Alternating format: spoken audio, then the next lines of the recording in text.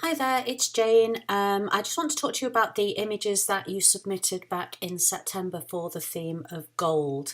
As usual, I've pulled together a collage of my favourite shots, and we had a lot of really good submissions for this theme. I think, again, it was one that people really enjoyed. A lot of golden light around in September, which obviously is why I chose the theme. But it was interesting where people saw their inspiration for gold as well. It wasn't always in the most obvious of places. So this is my final pick, and what I'm going to do is just talk you through these images and then let you know which one is my favourite. Always just a bit of fun, always my personal opinion, and hopefully useful to those of you who watch and enjoy the critique of the images. Okay, so this first shot is from a new Love Your Lens member called Leanne Matthews. I think you've got another part to your name, Leanne, but I couldn't remember what it was, so apologies for that. What I like about this image is that you've spotted the golden light and you've noticed it as something special and the potential for a good photograph. And if I have a look and see what I think is working about this picture, I think it is the way that the gold light has picked up lots of different textures in the paving, and that's what makes the image interesting. So we've got this paving in one pattern at the front, which is kind of like a curved repeating pattern. We've then got another pattern here of close together brickwork, if you like, and then we've got the larger slabs over here. And I also like even just these little bits of metal work here and how they've picked up the gold. There's some interesting funny repeating little things going on here that I think it's just leaves in the light, and they actually look like little eyes. It's then gone a bit overexposed in these areas here, and I think the image would have been stronger if there had been a real focal point to it, so maybe a strong shadow or silhouette of something. But obviously you've shot it as you've seen it, and I like the fact that obviously you're training your eye and looking for that good light. So great first post and first mention for you, Leanne, well done. Then on to this shot by Vicky. I think we all enjoyed looking at these images that she's made, I think on some kind of a workshop where they were burning wire wool and then spinning it and capturing it. And this one was my favourite. I think it was nice and crisp and sharp. The fact that there's the hint of a person here as well. I always like to see people experimenting and trying different things, different tricks with light, different techniques. So that's one of the reasons I actually did pull this out, Vicky. So well done, and thank you for sharing that with us, because I think you were quite helpful on camera settings for some of the other members as well. And then there's this shot by David Riley, and it really fits the theme, obviously, because we've got an extremely gold hat on this lady. And I think it just grabbed my attention because, again, it's one of these shots that makes you... it begs a few questions. Where is she? What's she doing? Is she at the races? Who is she? And the yellow really does stand out against the background. And I think the fact that she's got this pale gold hair and then this very sort of yellowy gold hat works for this image. I don't know if it's a personal style thing of mine. I'm quite happy to admit it if it is. But I would have been tempted to have cropped this image a little bit, cropped some of this out over here, and maybe just cropped it like that, David. Okay, the other thing I like about it is her posture. She's leaning in with great interest and focus, which again begs the question, what is she doing? What is she watching? Or is she talking to somebody? But she looks poised and very engaged in what it is that she's doing. So great spot there, David. Not always easy to get these candid shots of people. Okay, then we've got Tina Cook. Obviously, we get a lot of flowers posted in Love Your Lens, and I love flowers personally and photographing them. And the reason I picked this one out from this month's submissions, because again, there were lots of flowers submitted for gold. I think it's because It's almost like the decaying nature of this flower. I mean, technically it's spot on, it's sharply in focus. We've got a lovely soft focus background, but I think it's the fact that this flower is interesting because it's going over, it's that end of summer kind of feeling where leaves are starting to go. We've got the cobwebs on it. Really tells you a bit more than just a shot of a flower. It's an imperfect flower. It tells you about the season. The cobwebs and the damage actually start to tell you a bit more of a story than it just being a perfect shot of a beautiful flower. So good shot there, Tina. Thank you. Now we've got a couple by Alan Ewart. Alan, you're a great photographer. I love a lot of your work. Your dogs, especially the trains, amazing. And I always have a bit of an internal debate about the way you process your images, because it's not. I think you really push the boundaries in your HDR, and I think you know how to take it right to the edge and then stop. And if anyone's wondering what I mean by HDR, Alan's bringing out all of the detail in his shadows.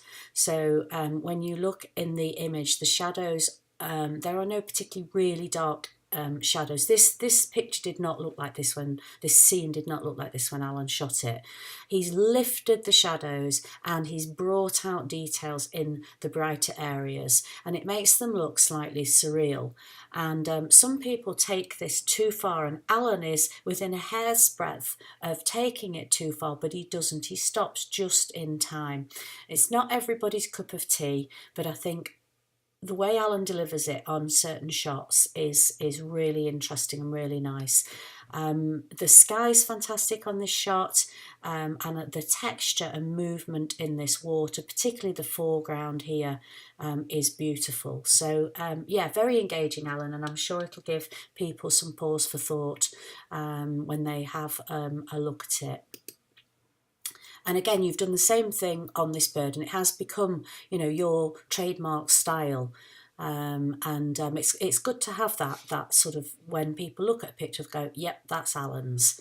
And you know, you've captured this kestrel, hawk. I'm a bit rubbish with wildlife, as you probably know, but you've captured it sharply, lots of detail, which takes some doing, of a bird in flight, and also you've hit the brief exactly where you've got the key point of focus that hits you on this bird is the eye, the beak, and his talons here in this rich gold yellow. So yeah, another great shot by Alan. Nails it every time. I love this, Eric. You've got two of yours in this. I think there might be another one coming up. I shouldn't have said that just in case there isn't, but I think there is. I really like this. I like your sense of humour on it. Gold leaf. Did actually take me a second to get it. A bit slow on the uptake. I like your treatment of it, the way that you've brought out the leaf. And the way that you've rendered the rest in black and white. The depth of field is fantastic, just these blades of grass here, and then the bokeh in the rest of the image. And yeah, really like it. Slight overexposure here, but we'll forgive you because I really like the overall concept and sense of humour that you've used within the image. Then here's your second one. I wasn't sure if you submitted this for gold, but if you didn't, you should have done, because I think this is a kind of tawny, warmer gold. And I wanted to showcase it because I love the tight crop that you've done on this signet. You know, it's normally the beautiful swans that get the all the attention, and it's the old ugly duckling story where the cygnets are not seen as quite so beautiful. What particularly strikes me in this image is all these textures. You've got the feathers, you've got the fairly rarely seen underside of his feet, and all the textures on the beak around here. I really liked the angle that you've done, the crop, sorry, how close you've gone in on those particular details, and then the movement in the water is really nice, particularly gold around here. I think it's quite heavily cropped because you can see a lot of grain. It's not the best quality. It looks like you've zoomed in a lot to get that crop. But I'm only saying that as constructive critique because it really struck me, and I liked it a lot. So thanks, Eric, for those two. And then on to my favourite. This is Lisa Rusco. Hadn't seen this until today when I was going back through everybody's images. So apologies that I didn't comment at the time on it. I think it's absolutely fantastic. Meets the gold brief because we've got a lovely golden light. I mean, the true quality of this light falling on this squirrel here is what makes this image. She's just spotted it in the absolute right cracking light, and it's the light that makes the picture, isn't it? It's the light that makes any picture, and then it's you know, all the other elements that go into it. So in this case, Lisa's absolutely technically spot on. It's sharp. It's correctly cropped and framed.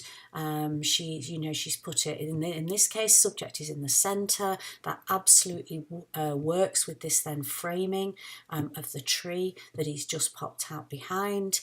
The bokeh in the background is beautiful, and you know, you could almost give a twist on gold here that he's kind of got his golden nugget.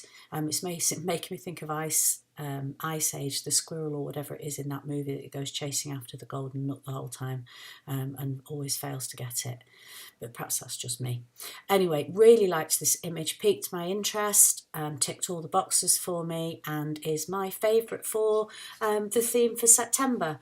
So again, I was absolutely really surprised and taken aback to see the number of images that people have been posting, the quality, the variety, and as ever, you were a fantastic group, really participating, supportive of each other, and I really do value it, even if sometimes I'm quite busy and don't always get to delve in and see what you've all been up to.